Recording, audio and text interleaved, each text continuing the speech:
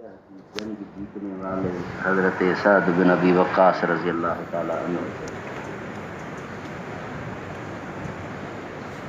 اور اسی حضرت سعد کے بارے میں منافقین نے بھی اعتراضات کیے تھے حضرت سعد پر، اور آج کل کے منافق بھی حضرت سعد بن ابی وقاص رضی اللہ تعالیٰ عنہ پر اعتراضات کرتے ہیں، چونکہ انہوں نے فارس کو فتح فرمایا تھا۔ اتفاق خدا کا، تقدیر خداوندی یہی ہوئی کہ حضرت سعد بن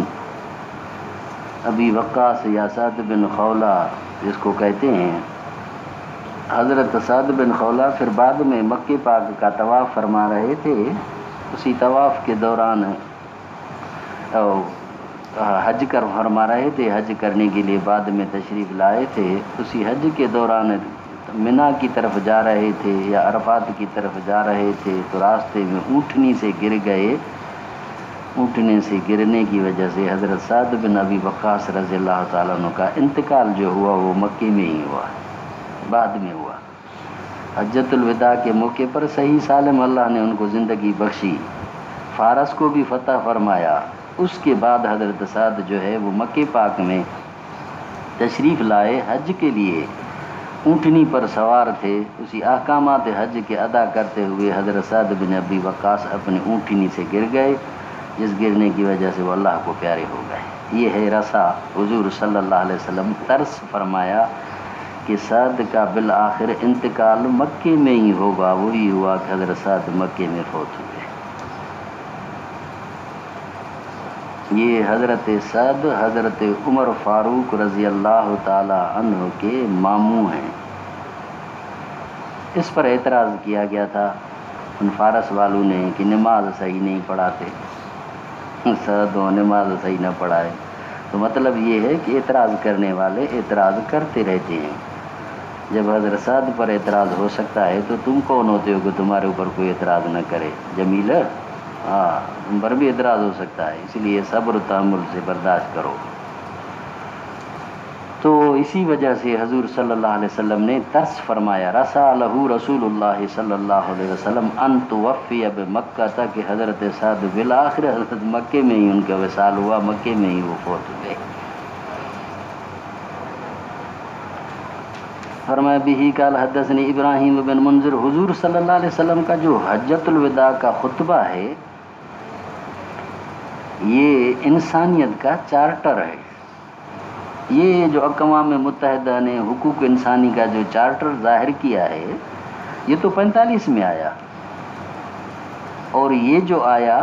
یہ ایک طاقت نے دوسری طاقت کو اپنا ماتحت کیا، طاقت کے بل بوتے پر انہوں نے یہ شرائط مرتب کیے۔ حضور صلی اللہ علیہ وسلم نے کبھی بھی دھونس اور دھاندلی کی بنیاد پر کوئی حکم جاری نہیں فرمایا۔ ان کا تو سارا بنیادی اسی اقوام متحدہ کے اسی دھونس اور دھاندلی پر ہے، اور یہ ہمیں چارٹر دیتے ہیں اور ہمیں کہتے ہیں کہ تم ہمارے چارٹر کے مطابق اپنے نظام کو چلاؤ اور ملک کو اسی طرح چلاؤ۔ ہم کوئی پابند ہیں کیا اقوام متحدہ کے؟ ویسے تو پابند ہیں، غلام ہیں ہم اقوام متحدہ کے، لیکن شرعی طور پر ہم ان کے پابند نہیں ہیں۔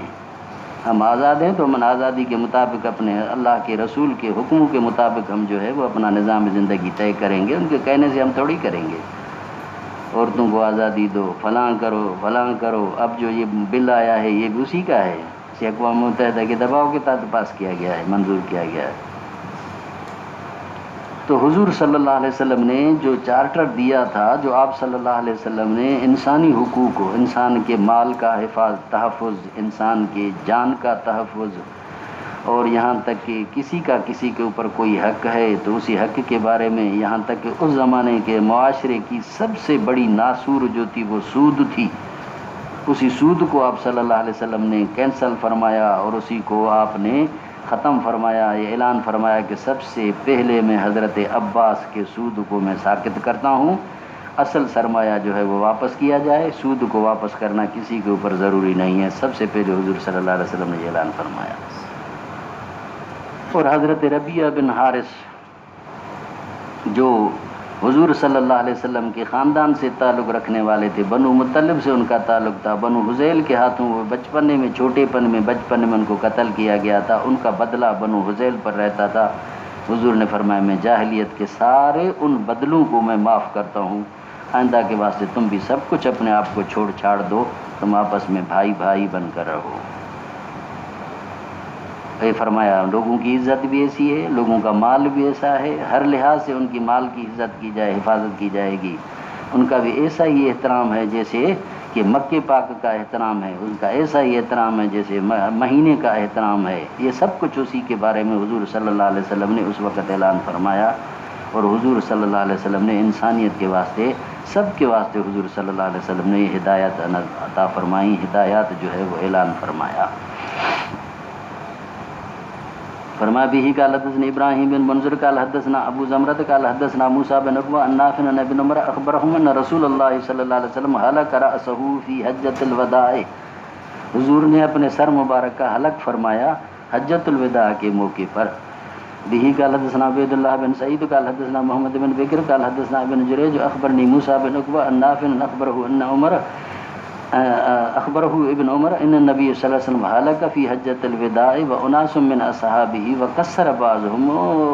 بہت سارے صحابہ نے بھی اسی طرح حلق فرمایا، اور وکسر بعضهم، بعض صحابہ نے اپنے بالوں کا کسر بھی فرمایا۔ تو حلق کرایا جائے تو بھی جائز ہے، کسر کرایا جائے تو بھی جائز ہے، لیکن حضور صلی اللہ علیہ وسلم نے جو دعائیں دی ہیں وہ حلق کرنے والوں کو دی ہیں۔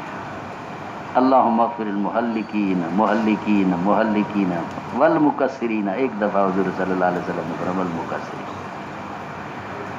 به قال حدثنا يحيى بن قزع قال حدثنا مالك بن ابن شهاب حدثنا وقال ليس حدثني يونس بن شهاب قال حدثني عبد الله بن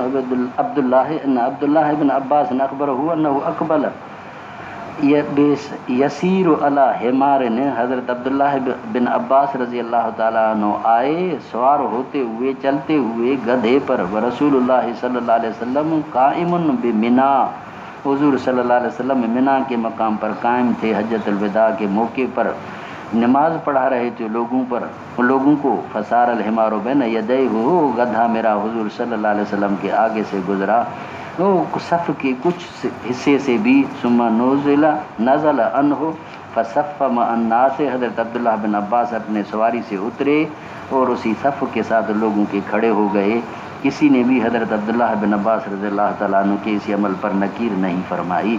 کہ اگر گدھا گزرے تو اسے نماز ساقط نہیں ہوتی۔ بعض اہل ظواہر کے نزدیک اس طرح اگر عورت گزرے، گدھا گزرے، تو اس کے گزرنے کی وجہ سے نماز جو ہے وہ ٹوٹ جاتی ہے، قطع ہو جاتی ہے۔ ہمارے نزدیک نماز کا قطع نہیں ہے، بلکہ نماز کی توجہ کے قطع کا باعث بنتا ہے، باقی حقیقی طور پر نماز ختم نہیں ہوتی، نماز ٹوٹتی نہیں ہے اس وجہ سے، اس عمل سے۔ به قال حدثنا مسدد قال حدثنا يحيى عن هشام قال حدثني ابي قال سئل اسامہ وانا شاهد على ان سير النبي صلی اللہ علیہ وسلم، سوال کیا گیا حضرت اسامہ سے، میں موجود تھا حضور صلی اللہ علیہ وسلم کی حجۃ الوداع کے سفر کے بارے میں۔ وقال الانک اذا وجد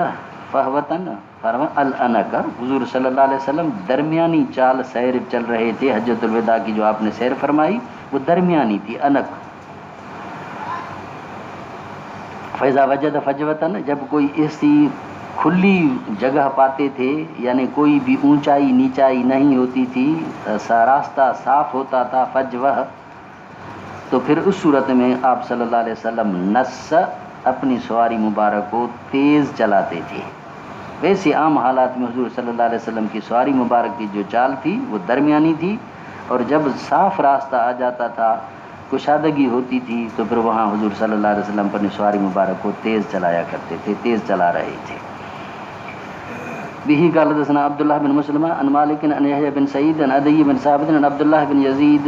الخطمي ان ابا ايوب اخبره انه صلى مع رسول الله صلى الله عليه وسلم في حجۃ الوداع المغرب والعشاء جميعا، حضور صلی اللہ علیہ وسلم کے ساتھ حجۃ الوداع کے موقع پر مغرب اور عشاء کی نماز ادا فرمائی، جو مزدلفہ مقام پر جو دو نمازیں اکٹھی پڑھی جاتی ہیں، حضور صلی اللہ علیہ وسلم کے ساتھ میں نے وہاں نمازیں ادا فرمائیں۔ بہرحال یہ جو حدیثیں تھیں حجۃ الوداع کے موقع پر جو حدیثیں تھیں، ان کو امام بخاری رحمۃ اللہ علیہ نے بیان